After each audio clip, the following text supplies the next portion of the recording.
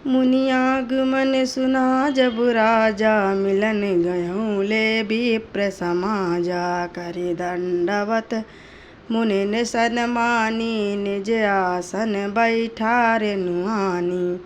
राजा ने जब मुनि का आना सुना तब वह ब्राह्मणों के समाज को साथ लेकर मिलने गए और दंडवत करके मुनि का सम्मान करते हुए उन्हें लाकर अपने आसन पर बैठाया।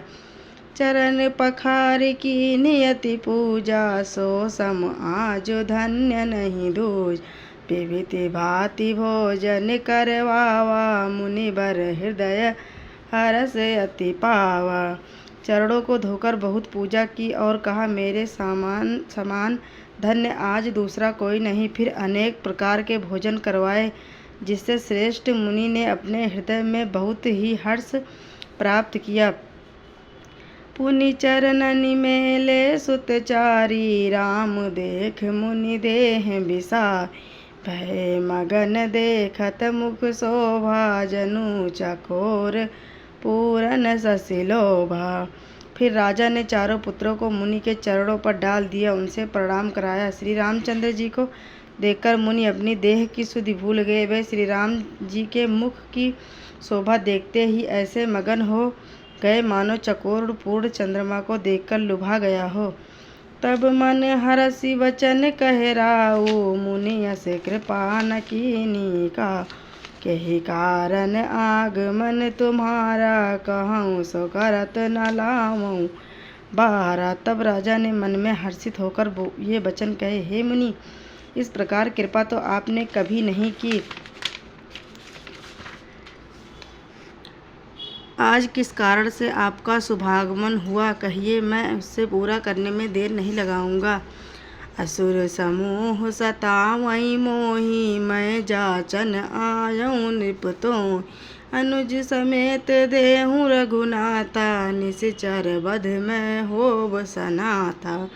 मुनि ने कहा, हे राजन, राक्षसों के समूह मुझे बहुत सताते हैं, इसीलिए मैं तुमसे कुछ मांगने आया हूँ। छोटे भाई सहित श्री रघुनाथ जी को मुझे दो। राक्षसों के मारे जाने पर मैं सनाथ सुरक्षित हो जाऊंगा। देह भूप मन हर्षित, तजहु मोह अज्ञान। धर्म सुजस प्रभु तुम्हें को, कीन इन कह अति कल्याण। हे राजन, प्रसन्न मन से इनको दो, मोह और अज्ञान को छोड़ दो। हे स्वामी, इससे तुमको धर्म और सुयश की प्राप्ति होगी, इनका परम कल्याण होगा। सुनि राजा अति अप्रिय बानी, हृदय कंप मुख दुति कुमला।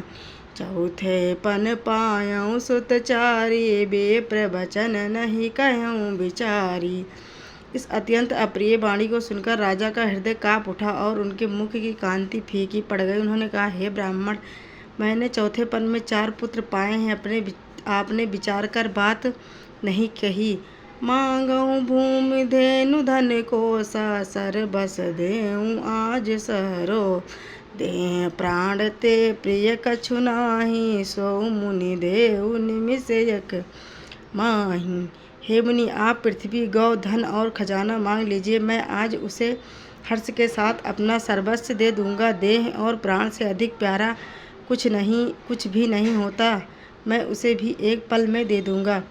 सब सुत प्रिय मोहि प्राण की नाही, राम देत नहीं बनई गोसाई। कह निश्चर अति घोर कठोरा, कह सुंदर सुत परम किशोरा। सभी पुत्र मुझको प्राणों के समान प्यारे हैं, उनमें भी हे प्रभु, राम को तो किसी प्रकार भी देते नहीं बनता। कहाँ अत्यंत डरावने और क्रूर राक्षस, और कहाँ परम किशोर अवस्था के बिल्कुल सुकुमार मेरे सुंदर पुत्र। सुनि नृप गिरा प्रेम रस सानी, हृदय हरस माना मुनि ज्ञान। तब वशिष्ठ बहुविधि समुझावा, नृप संदेह नाश कह पाप। प्रेम रस में सनी हुई राजा की वाणी सुनकर ज्ञानी मुनि विश्वामित्र जी ने हृदय में बड़ा हर्ष माना। तब वशिष्ठ जी ने राजा को बहुत प्रकार से समझाया, जिससे राजा का संदेह नाश को प्राप्त हुआ। अति आदर दो तनय बोलाई, हृदय लाई बहु भांति सिखा। मेरे प्राणनाथ सुत दो, तुम मुनि पिता आन नहीं को। राजा ने बड़े ही आदर से दोनों पुत्रों को बुलाया और हृदय से लगाकर बहुत प्रकार से उन्हें शिक्षा दी। फिर कहा, हे नाथ, ये दोनों पुत्र मेरे प्राण हैं। हे मुनि, अब आप ही इनके पिता हैं, दूसरा कोई नहीं। सौंपे भूप ऋषि सुत, बहुबुद्धि दे आशीष। जननी भवन गए प्रभु, चले नाई पद शीस। राजा ने बहुत प्रकार से आशीर्वाद देकर पुत्रों को ऋषि के हवाले कर दिए। फिर प्रभु माता के महल में गए और उनके चरणों में सिर नवाकर चले। पुरुष ही दो वीर हरसी, चले मुनि भय हरन। कृपा सिंधु मति धीर, अखिल विश्व कारण करन। पुरुषों में सिंह रूप दोनों भाई राम लक्ष्मण मुनि का भय हरने के लिए प्रसन्न होकर चले। वे कृपा के समुद्र, धीर बुद्धि और संपूर्ण विश्व के भी कारण हैं। अरुण नयन उर बाहु विशाला, नील जलज तनु श्याम समान। कटिपत कीट कसे बर भाथा, रुचिर चाप सायक दुहु हाथा। भगवान के लाल नेत्र हैं, चौड़ी छाती और विशाल भुजाएं हैं। नील कमल और तमाल के वृक्ष के तरह श्याम शरीर हैं। कमर में पीताम्बर पहने और सुंदर तरकस कसे हुए हैं। दोनों हाथों में क्रमशः सुंदर धनुष और बाण हैं। श्याम गौर सुंदर दो भाई, विश्वामित्र महानिधि पाए। प्रभु ब्रह्मन देव मैं जाना, मोहि निधि पिता तजऊँ भगवाना।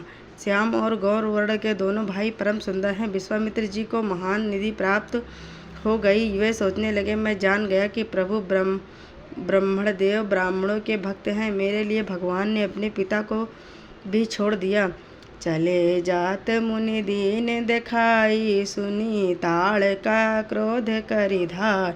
ये कहीं बान प्राण हर लीना, दीन जानि त्यहि जिन पद दीना। मार्ग में चले जाते हुए मुनि ने ताड़का को दिखलाया। शब्द सुनते ही वह क्रोध करके दौड़ी। श्री राम जी ने एक ही बाण से उसके प्राण हर लिए और दीन जानकर उसको निजपद अपना दिव्य स्वरूप दिया। तब ऋषि निज नाथ जिय चीनी, विद्या निधि कहूँ विद्या दी। जाते लाग न धूधा पिपासा, अतुलित बल तनु तेज प्रकाशा। तब ऋषि विश्वामित्र ने प्रभु को मन में विद्या का भंडार समझते हुए भी लीला को पूर्ण करने के लिए ऐसी विद्या दी जिससे भूख प्यास न लगे और शरीर में अतुलित बल और तेज का प्रकाश हो। आयुध सर्व समर्पिके, प्रभु निज आश्रम आनी। कंद मूल फल भोजन दीन, भगति हित जानी। सब अस्त्र शस्त्र समर्पण करके मुनि प्रभु श्री राम को अपने आश्रम ले आए और उन्हें परम हितु जानकर भक्तिपूर्वक कंद मूल और फल का भोजन कराया।